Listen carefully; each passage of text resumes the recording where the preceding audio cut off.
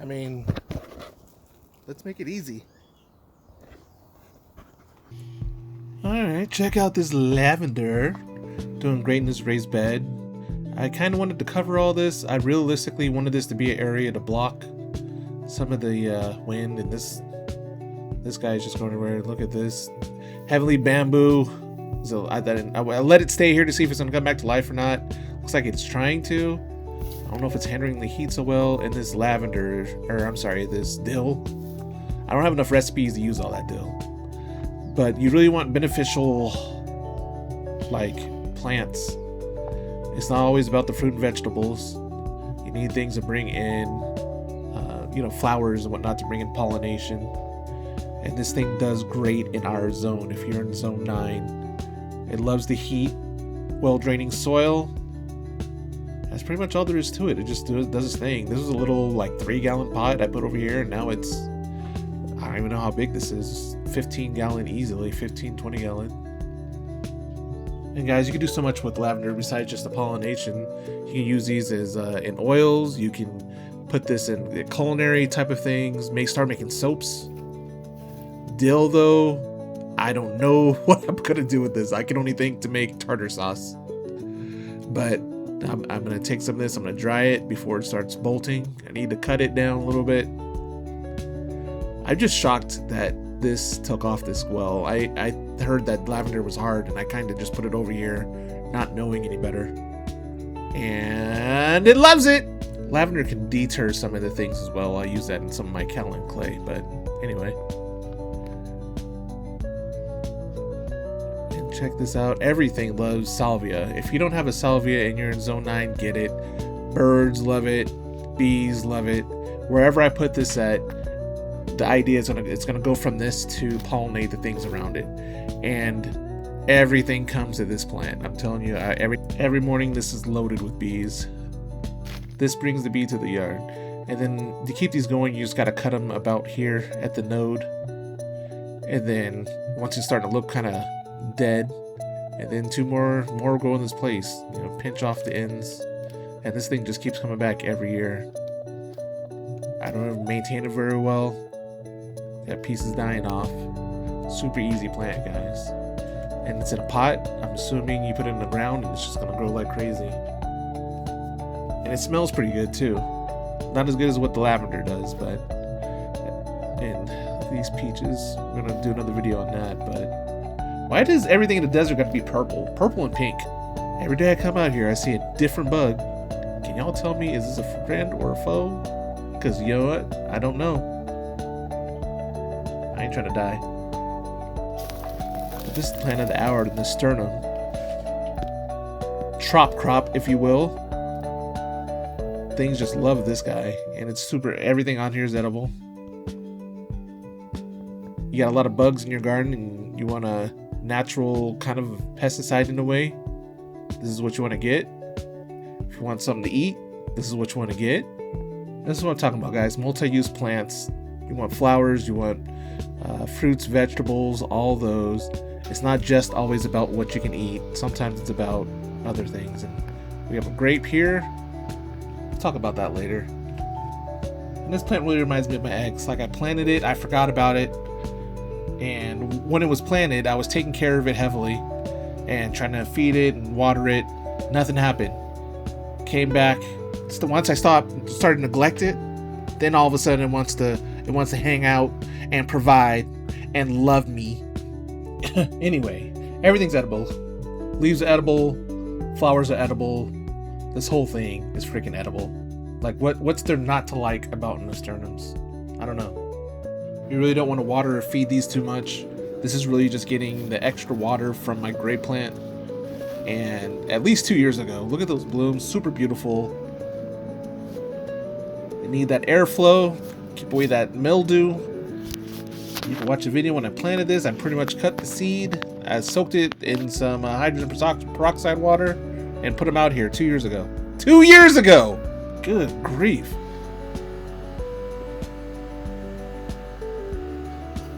Already starting.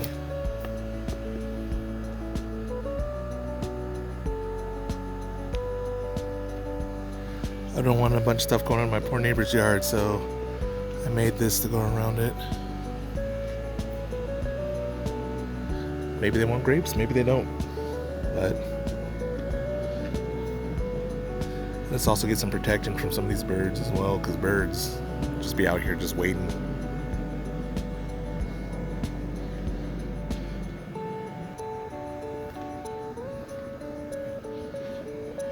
Pomegranates, this is year 2 on this guy. Got tons of blooms, looks like that's already started. And a bunch that's already kind of started. And I hate flies, but they're actually helping pollinate, to be honest. Bees and flies. And this is how I'm trying to help with some of this wind. Bamboo growing finally. If you're checking my other video on how I planted it, but that's easily 10 feet. And it's just gonna get bushier, and it'll protect. You know what I mean? Wind comes over, protection.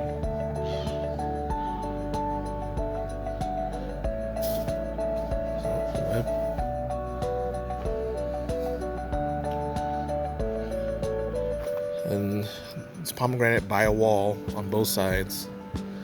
Everyone, a lot of groups that I was part of, got upset at me thinking that it wasn't gonna grow.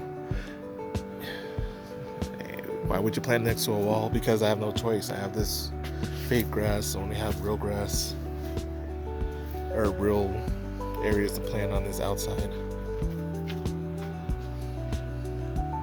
Pomegranate, though, is one of those ones that does really well here. Look at all these blooms. I won't even be able to get to those. That's gonna be crazy. I'm gonna have to go to tell my neighbor that can take, if they can reach it, they can take it. Even if they're reaching into the yard, like there's I have stuff growing over, and then there's a drop on that side of the wall. Tons of pomegranates. And be kind to your neighbors. Like, talk to your neighbors and let them know what you're doing, and communicate. There's nothing worse than that's where the whole word neighbor comes from, is to be polite. Is that an asternum or is that a weed? I don't know.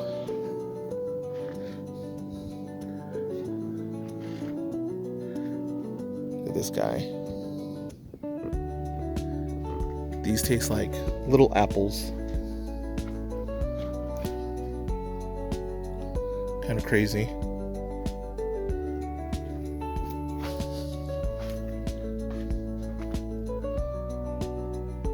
And they do really well here. They don't take a lot of water, don't take a lot of fuss. You will get tiny runners. Like, look, these are already trying to grow fruits. So realistically, I need to come down here and I need to pull this, or I can just let it grow. It's kind of your own choice, but this will pop up. If I don't take this one out, another one will pop up, and this is how you kind of control. There's a lot of sayings that this will take over and create runners everywhere. Well, if you stop it here, it's not gonna go anywhere.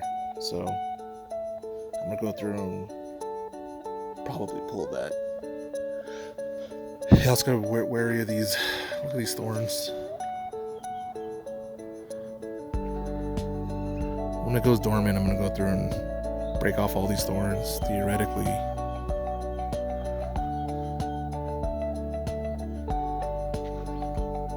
It should be that simple. Like, look at all those pomegranates though. So this is I want to say a wonderful, I want to say that's a desertney, or is it a parfionca? That might be the parfionca. And then this one might be the desertney. I just planted this one. We moved it over. As you see, there's no shock. You move things when it's dormant. It started to wake up before I even moved it. This one has thorns too, though. Look at that. That's crazy. But no signs of blooming. But that's fine. And then another bamboo project. Try to protect my little citrus with this one. As you see, it's starting to tower.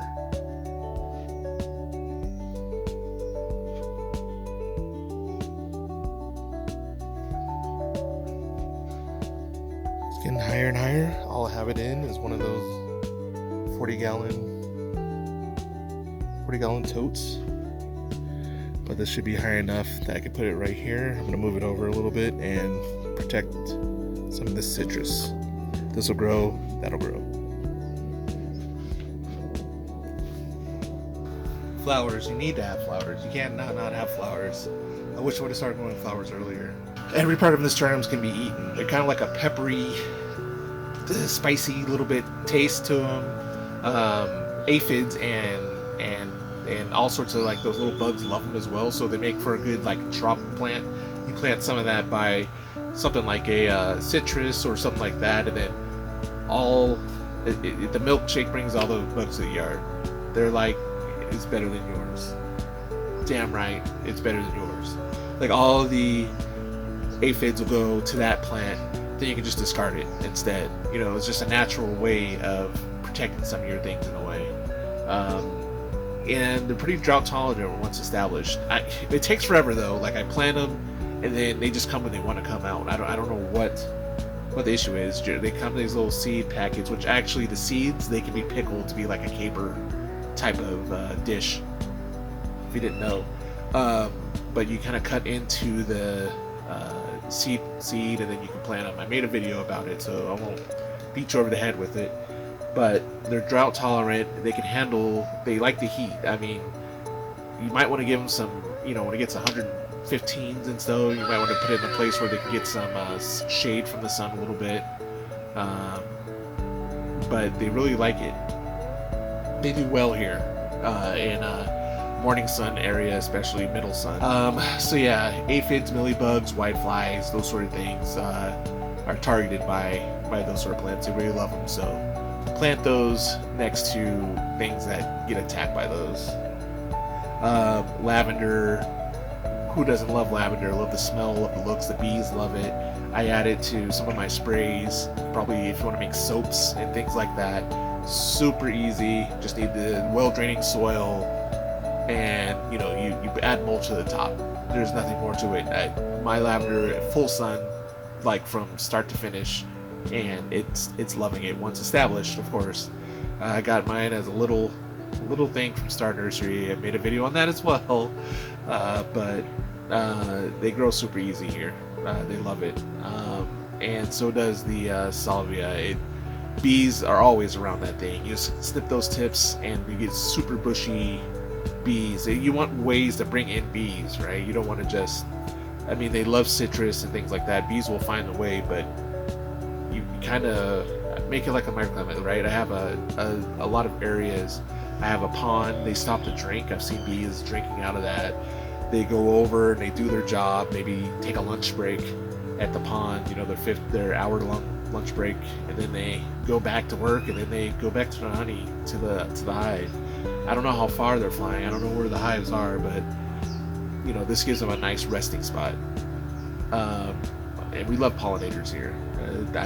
I've had issues with bees. I've actually had some killer bees kill some of my pets. That one day I was my dogs were like banging on the door, and I'm like, what's going on? That's years ago.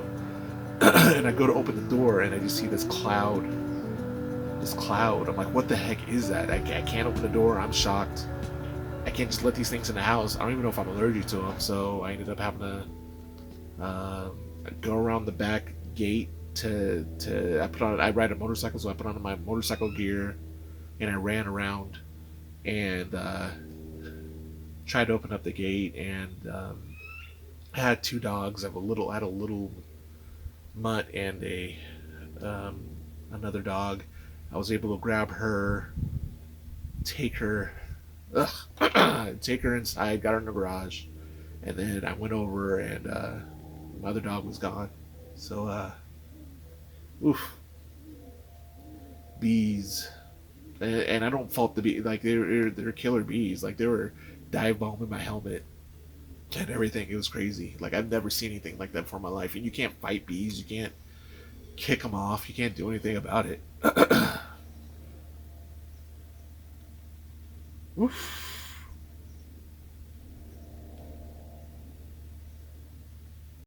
And we're back. Sorry about that. Still gets me. Anyway, leave me a comment below. Let me know what questions and concerns you have about any of this. Stuff is super easy here. Like I know I keep saying that, but I think most of the issues people have is the soil.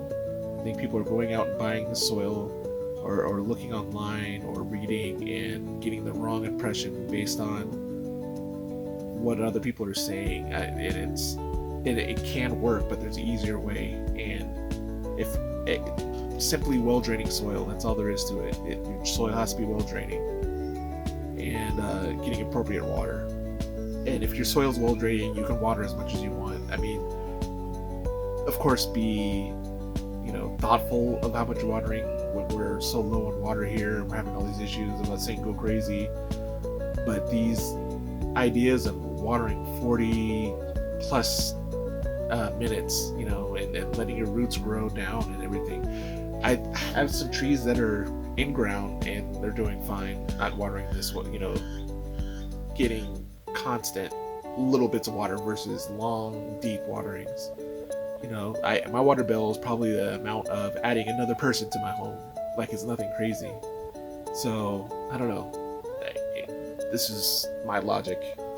You can try it whatever way you'd like to. And I also grow a lot in pots, so growing in pots is going to be different than the ground. But I also have things in the ground, and they're happy as well. So take from that what you will.